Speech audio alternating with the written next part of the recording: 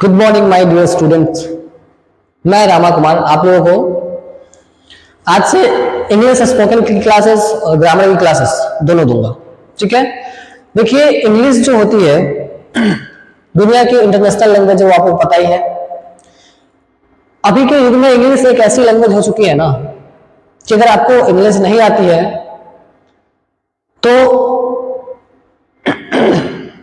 आप सांस लेकर जी तो सकते हैं। यानी इंग्लिश इज इंटरनेशनल लैंग्वेज। हमारी सारी कंट्रियों में इंग्लिश बोली जाती है आसानी से, जैसा कि हर एक कंट्री का अपना एक कोई लैंग्वेज होता है। जैसे हम लोग इंडिया से हैं तो हमारे इंडिया में क्या बोला जाता है? हिंदी बोला जाता है। कोई नेपाल से होगा वहां पे नेपाली बोली जाती होगी, कोई चाइना से होगा वहां पे चाइनीज बोली जाती होगी, कोई ब्रिटेन से होगा तो वहां पे क्या ब्रिटेन का लैंग्वेज ब्रिटेनी भाषा में बात करते होंगे, ब्रिटिश लैंग्वेज हो गया। अमेरिका में कोई है तो अमेरिकन लैंग्वेज बोलता होगा। उसके बावजूद एक ऐसा लैंग्वेज बनाया गया जो सब देश वाले, इंडिया वाले भी, अमेरिका वाले भी, चाइना वाले भी, सब लोग उसको बोल पाए आसानी से, जो इंग्लिश के थ्रू ही संभव है। इंग्लिश को कॉमन लैंग्वेज भी कहा जाए कहिए तो, कि सभी जगहों पे अगर उसकी लैंग्वेज आपको नहीं आती है और आपको इंग्लिश आती है तो आप इंग्लिश को बड़े आसानी से बोल सकते हैं। ठीक है, तो मैं आप लोगों को फर्स्ट जो 60 डे का कोर्स है, 60 दिन के कोर्स में मैं आप लोगों के बीच प्रॉमिस करता हूं कि ये 60 दिन का कोर्स है। आप लगातार इस कोर्स को ज्वाइन कीजिए, लगातार देखिए, कहीं जाना नहीं है आपको। ऐसा नहीं कभी उस वाले को देख लिए कभी इस वाले को देख लिए। देखिए जैसे कि मैं बताता हूं आपको जैसा कि अगर हम कहीं पे पढ़ते हैं तो तुरंत इस कोचिंग में पढ़ते हैं, तुरंत उस इंस्टीट्यूट में पढ़ते हैं, कोई और दूसरा है उसके पास चले जाते हैं। सबका ना अपना अपना पढ़ाने का लॉजिक होता है। अपने हिसाब से बच्चों को पहले जज करते हैं वो कि बच्चा किस प्रकार से सीख पाएगा उसको। बच्चे भी टीचर्स को जज कर पाते हैं कि हाँ कैसे ये हमें पढ़ा रहे हैं, है ना, इनका लैंग्वेज मेरे को समझ में आ रहा है कि नहीं आ रहा है। एकदम आसान से आसान लैंग्वेज का यूज करके, और मैं आप लोगों से प्रॉमिस करता हूं कि 60 दिन के अंदर मैं आप लोगों को इंग्लिश बोलना सिखा दूंगा। बशर्ते आप लोगों को 10 जगह नहीं जाना है। जो आप लोगों को होमवर्क दिया जाएगा ऑनेस्टली आप लोग होमवर्क करेंगे, मेरे को दिखाएंगे। जिसका होमवर्क नहीं हुआ है वो ऑनेस्टली मेरे से बताएंगे कि सर, कमेंट सेक्शन में अपना, कि सर मेरे से ये होमवर्क नहीं हो पाया। जो प्रॉब्लम्स आएगी उस प्रॉब्लम्स को आप लोग बताएंगे। नहीं बताएंगे तो क्या होता है कि नहीं बताने के बाद तो कि नहीं आपको पता चल पाएगी और नहीं हमें पता चल पाएगा कि इंग्लिश क्या होता है। आपने बनाया होमवर्क नहीं बनाया, आपको आया बोलने कि नहीं आया बोलने, तो इसमें प्रॉब्लम्स हो जाएगी। तो ऑनेस्टली आप लोग मेरे साथ 60 दिन तक जुड़े हुए रहिए और 60 दिन के अंदर मैं आप लोगों को इंग्लिश बोलना सिखाऊंगा। ये मेरा पर्सनल आप लोगों से प्रॉमिस रहा कि मैं आपको सिखा दूंगा। इससे पहले क्या है कि हमें इंग्लिश में क्या क्या पढ़ना है उसको कुछ देख लेते हैं। अब ये कभी मत समझिएगा कि इंग्लिश पढ़ने में हमें ग्रामर का यूज करना है। ग्रामर का यूज नहीं करना होता है, स्पोकन सीखना है। मैं आपको बताता हूं, आपने हिंदी बोलना सीखा, किससे सीखा? किसी से भी सीखा नहीं ना? हिंदी बोलना आता है आपको? कुछ भी कोई कहे उसका रिप्लाई कर सकते हैं हिंदी में। कहिएगा क्या सर ये तो हमारा मदर टंग है, हम लोग सब दिन से बोलते हैं। आपको हिंदी नहीं बोलने आती है, आप जैसे तैसे हिंदी बोल देते हैं। ग्रामेटिकली तौर पर अगर कहा जाए तो आपको हिंदी नहीं बोलने आता है। ग्रामर के थ्रू देखिए तो क्या एकदम करेक्ट हिंदी आपको नहीं बोलने आएगी। इसके लिए ग्रामर्स के रूल्स फॉलो करने पड़ते हैं। उसी प्रकार से ये जरूरी नहीं है कि आपको इंग्लिश अगर सिखाया जा रहा है तो आप लोगों को इंग्लिश एकदम प्रॉपर्ली ग्रामेटिकली रूल्स की तरह पढ़ने आना है। अरे भाई पहले बोलो तो सही, बोलोगे खुद ब खुद सही हो जाएगा। जैसे कि मैं बताता हूँ आपको, टूटा फूटा बोलना है, स्टार्टिंग करना है। हिंदी में बोलते हैं ना तो कहाँ पे कौन सा कारक का लगता है चिन्ह, कौन सा विभक्ति है, कौन सा काल है, ये सबको देखना पड़ता है। तो इंग्लिश भी हम लोग बोल लेंगे, है ना। पहले धीरे धीरे समझ लेते हैं क्या फिर क्या पढ़ना है क्या नहीं पढ़ना है उसके बाद। तो चलिए मैं आपको करता हूँ क्या है कि जो पढ़ना है आपको उसका सिलेबस लिखवा देता हूँ। बट ये गारंटी है मेरा कि आपको बिना किसी रूल्स को याद करवाए हुए, जो आपको याद है ना वही काफी है।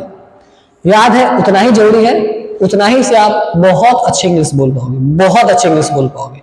आपको कुछ नहीं एक्स्ट्रा करना है, जो याद है वही पढ़िए, उसी से सारा का सारा कंप्लीट हो जाएगा। चलिए तो मैं आपको सिलेबस लिखवा देता हूँ उसका। Good morning everyone. जैसा कि मैंने आपको बताया था कि आज से मैं आप लोगों को जो भी पढ़ाऊंगा ऑफलाइन में वो भी ऑनलाइन में भी प्रोवाइड करवा दूंगा। तो आप लोगों को आज मैं जो एकदम बेसिक होता है जीरो लेवल से, वहां से मैं आप लोगों को आज इंग्लिश का स्टार्ट करवाऊंगा। मैंने जैसे कि फर्स्ट में दे दिया हेडिंग बिफोर वी स्टार्ट, है ना। हम लोग स्टार्ट करते हैं कि भाई इंग्लिश पढ़ते हैं तो उससे पहले हमें कुछ चीज़ों की नॉलेज होनी चाहिए। जैसे कि कोई भी चीज़ पढ़ते हैं हम, तो ऐसा नहीं होता है कि हम सबसे पहले क्या करें, सीधा पैराग्राफ को पढ़ने लग जाए या हमें तेज अच्छा इंग्लिश बोलने आ जाए, हम एकदम फराटेदार इंग्लिश बोलने लग जाए किसी से, तो ऐसा नहीं होता है ना। तो उसके लिए क्या है कि हमें उससे पहले कोई छोटे छोटे चीज़ें होती है, छोटे छोटे चीज़ को समझ के पढ़ के उसका सही प्रोनाउंसिएशन होना चाहिए, वो सबको देखने के बाद हम इंग्लिश को स्टार्ट करते हैं।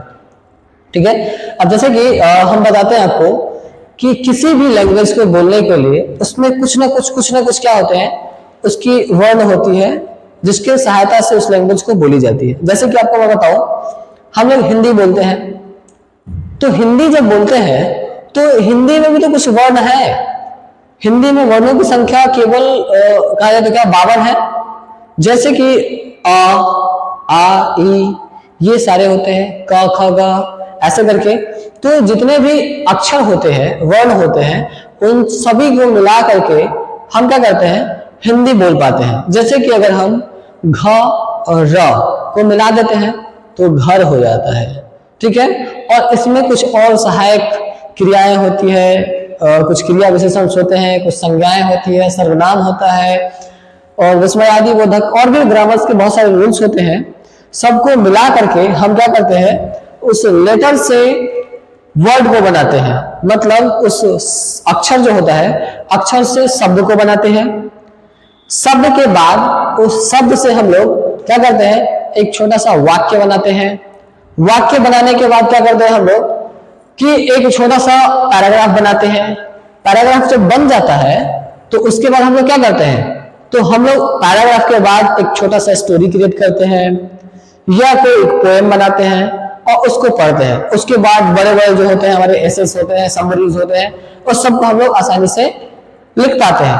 तो ये सबको लिखने के लिए हमें कुछ ना कुछ अक्षरों की जरूरत पड़ी, जिसको जोड़ के हम क्या किए, अक्षर से शब्द बनाए, शब्द से वाक्य बनाए और वाक्य से क्या किए, पैराग्राफ बनाए, पैराग्राफ से क्या किए, स्टोरी या पोएम बनाना स्टार्ट किए।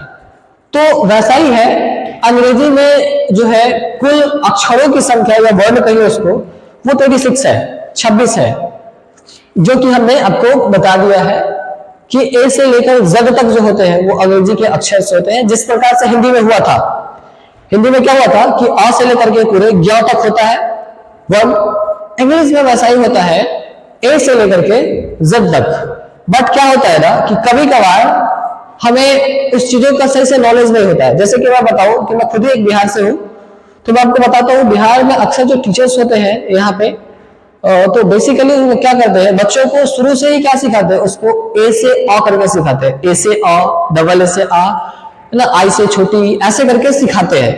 इससे क्या होता है मैं बताता हूं आपको। बच्चों को पूरे अल्फाबेट का जो है ना प्रोनाउंसिएशन ही नहीं आता है। अब बताइए कि अगर ए से अ लिखते हैं हम या पढ़ते हैं, तो बताइए क्या ए से अ से लेकर के जब वाई से या तक का जो लास्ट होता है उसमें कहीं पे आपको डब्ल्यू का यूज आता है, जेड का यूज आता है, नहीं आता है। और भी बहुत सारे ऐसे वर्ड्स हैं, जैसे कि मैं बताऊं आपको, एक्स का यूज नहीं आता है, डब्ल्यू बता दिया मैंने, क्यू बताया मैंने। ऐसे जो सेंटेंसेस सॉरी लेटर्स है उसका ए से और, डबल ए से आ, आई से छोटी, ऐसे करके जो बोलते हैं पढ़ाते हैं, तो उसमें उसका यूज नहीं होता है। और नहीं यूज होने का कारण क्या है कि बच्चों को ठीक से उसके बारे में नॉलेज नहीं होता है कि भाई ये अब कैसे बोले। अब मान लेते हैं कोई वर्ड स्टार्ट हो गया डब्ल्यू से, क्यू से स्टार्ट होगा, बच्चा को ना बोलने ही नहीं आएगा, चाहे किसी को भी बोलने ही नहीं आता है। क्यों? सबसे बड़ा कारण है क्या, वो सर जो पढ़ाए, वो मैम जो पढ़ाए बच्चों को, वो क्यू से तो कुछ पढ़ाया ही नहीं या पढ़ाया ही नहीं, उन्होंने डब्ल्यू से कुछ पढ़ाया ही नहीं, तो बच्चों को आएगा कहां से। इसलिए क्या होता है कि अगर हमें स्मार्ट इंग्लिश सीखना है, प्रोनाउंसिएशन सही करना है, तो सबसे पहले इस वर्ड्स को तो लेटर्स को तो बोलने आना चाहिए हमें। जैसे कि इसको ए बोलते हैं,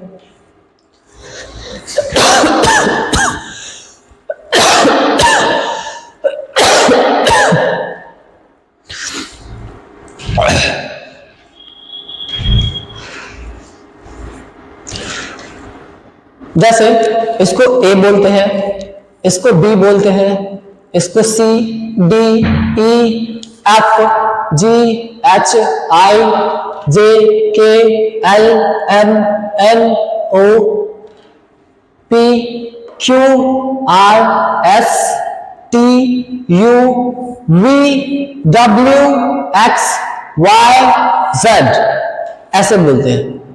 अब उसके बाद हम देखते हैं कि भाई जिसको ये ठीक से नहीं बोल रहा है ना, लाइक बोल देता है।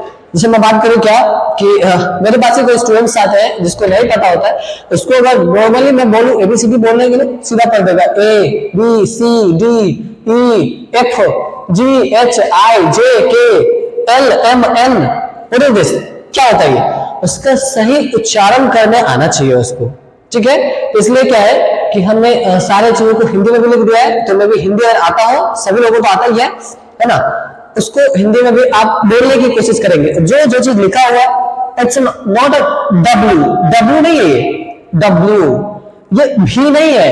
अक्सर अब लिख लेते हैं, कोई वर्ड ही बना है वी ई आर वी, इसको हम लोग वर्ब लिखते हैं, बट इसको सब क्या पढ़ता है? वर्ब। इसको वर्ब पढ़ते हैं। वर्ब नहीं होता है भाई, वर्ब होता ही है, ये वर्ब होता है, बट इसको सब क्या पढ़ते हैं? वर्ब, जो कि गलत है। जबकि हम यहाँ पे पढ़े हुए वी से वो, एक्चुअली क्या हमें इससे और में भी पता चल जाता है कि वी से वो होता है, बट क्या करते हैं इसको लोग वी को भ पढ़ते हैं, इसलिए गड़बड़ा लेते हैं, वो होता है उसका, ठीक है। चलिए हम आगे की ओर बढ़ते हैं। आगे की ओर बढ़ते हैं तो क्या कहा जाता है कि अंग्रेजी वर्णमाला के इन 26 अक्षरों को दो प्रकार से लिखा जा सकता है। एक को बोलते हैं हम लोग क्या? स्वर, दूसरा को बोलते हैं व्यंजन। लिखा जा सकता है जैसा कि, है ना, कि अंग्रेजी वर्णमालाओं में इन 26 वर्णों को दो प्रकारों में बांटा गया है, मतलब लिख सकते हैं इसको। जैसे कि पहला है हमारा स्वर, दूसरा है वोवेल। स्वर और वोवेल है। अब हम स्वर किसे कहते हैं? तो ए ई आई ओ यू को हम लोग, ए ई आई ओ यू को हम लोग क्या कहते हैं? तो उसको हम लोग कहते हैं वोवेल्स। या एक वर्ड ले लेंगे, जिस वर्ड को हम कहेंगे क्या? एडुकेशन। इसमें ए आ जाता है आई ओ यू, ए सॉरी यहां पे ई है, ए ई आई ओ एंड यू, पांचवा जाता है। तो अगर आप इस वर्ड को याद कर लेते हैं तो आपको एक वोवेल कंप्लीट हो जाएगा। वैसे सबको पता होता है, ठीक है। मैं आगे की बात करूं तो पूरे अल्फाबेट्स में इसमें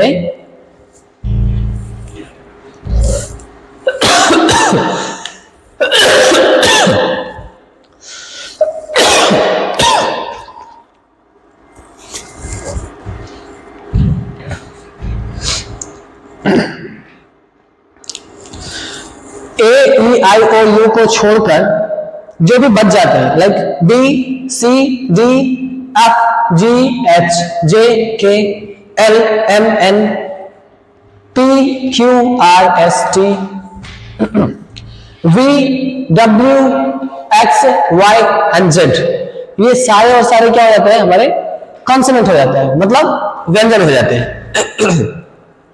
अब हम बात करो कि भाई इसको हमें पता है कि बांटा गया इतना में, या लिख सकते हैं, लेकिन इसके टाइप्स मोस्टली हमें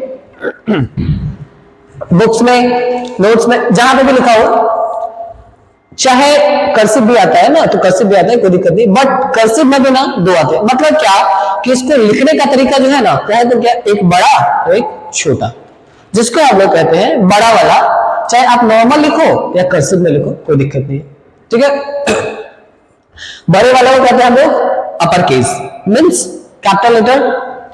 छोटे वाला को हम लोग बोलते हैं lower case, means small letter, ठीक है। अब मैं बात करूं, ये तो लिखने का तरीका होगा कि भाई कर्सिव में लिखोगे फिर भी छोटा वाला आता है, और नॉर्मल लिखोगे फिर भी उसमें छोटा वाला आता है, बड़ा वाला आता है, दोनों आता है। आपको पता होगा कि इससे कुछ देर पहले मैं आपको बताया था वोवेल्स एंड कॉन्सोनेंट के बारे में, थोड़ा सा हम लोग चर्चा करेंगे वॉवल्स क्या होता है, कॉन्सोनेंट क्या होता है। ध्यान से समझिएगा इसको क्योंकि यही फंडा है आपका वॉवल और कॉन्सोनेंट को क्लियर करने के लिए। अब वॉवल्स जो होता है ना वो होता है A-E-I-O-U, ठीक है, और ये होता है हमारे कॉन्सोनेंट्स। लेकिन लेकिन लेकिन हम क्या करते हैं, जब इसको बोलते हैं ना तो हमारा वॉवल्स और कॉन्सोनेंट में डिफरेंस आ जाता है। कैसे, तो देखिए अगर हम आपको कहेंगे कि ये क्या है तो आप कहेंगे सर ये एम है। अच्छा हम पूछेंगे ये वॉवल है कि कॉन्सोनेंट है, तो आप क्या कहेंगे, अरे सर ये तो कॉन्सोनेंट है। तो हम कहेंगे ठीक है, अब बताइए, मैं एक वर्ड लेता हूं लाइक ले लीजिए यहां पे हम बोले एम एल ए, ये क्या है, एमएलए है, तो ये तो कॉन्सोनेंट है। लेकिन इसको लिखते हैं तो क्या लिखाता है, एम एल ए आपका फिर एम एल ए। लेकिन एमएलए में का ये क्या है, ये क्या है, ये सब के सब वॉवल्स है। जब वर्ड का यूज होगा तो इसको तो हम कह सकते हैं कॉन्सोनेंट, लेकिन जब इसका वर्ड में यूज आएगा तो यहां पे आगे हम लोग आर्टिकल पढ़ेंगे, तो यहां पे कभी भी हम लोग AMLA का यूज नहीं करेंगे। अगर हम लोग AMLA का यूज करेंगे तो ये गलत हो जाएगा और हमें क्या करना पड़ेगा, NMLA, जिससे हमें क्या पता चलेगा कि ये कॉन्सोनेंट था। लेकिन क्या हुआ, जब इसको लिखे हम तो क्या हो गया, हमारा ये वॉवल्स हो गया, क्योंकि इसका प्रोनाउंसिएशन उच्चारण क्या है, वॉवल है, और इसीलिए ये वॉवल हो गया। ठीक है, कभी कभार होता है ऐसा जो आपको जो दिखता है वो होता नहीं है और जो होता है वो दिखता नहीं है। ठीक है, तो यहाँ पे आप लोगों को थोड़ा सा बताऊं, वैसे हम लोग वॉवल्स एंड कॉन्सोनेंट वाला चैप्टर पढ़ते जाएंगे तो उसमें हम आप लोगों को बता देंगे कि पूरे अच्छे से चर्चा करेंगे हम लोग आर्टिकल्स में, जैसे कहाँ पे ए लगेगा कहाँ पे एल लगेगा। वॉवल और कॉन्सोनेंट के बारे में आर्टिकल चैप्टर में बहुत अच्छे से चर्चा की गई है, तो हम लोग सीरियली वाइज पढ़ते जाएंगे तो पता कर लेंगे कैसे वॉवल एंड कॉन्सोनेंट को पढ़ते हैं। ठीक है।